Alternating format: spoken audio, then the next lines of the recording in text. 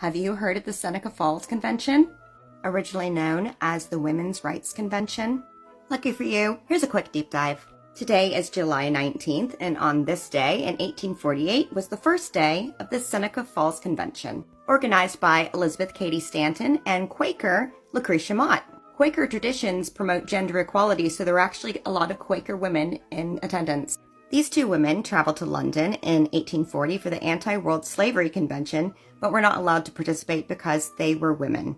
At the time, women couldn't vote, they couldn't own property, sign a contract, all money went straight to their husbands. They couldn't serve on juries, couldn't go to university, and if they got a divorce, the children would automatically go to the husband.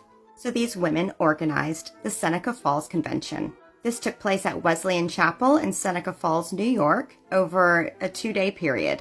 The first day was for women only. Elizabeth Stanton wrote the Declaration of Sentiments, which was modeled after the Declaration of Independence. And instead of speaking of tyranny of King George, they spoke of the tyranny of men over women. There were 12 resolutions, and all resolutions except for one were voted on unanimously.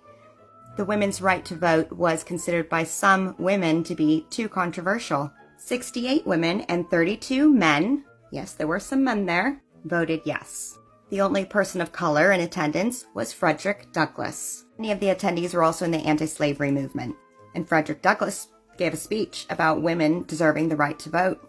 There was a bit of a backlash in the papers.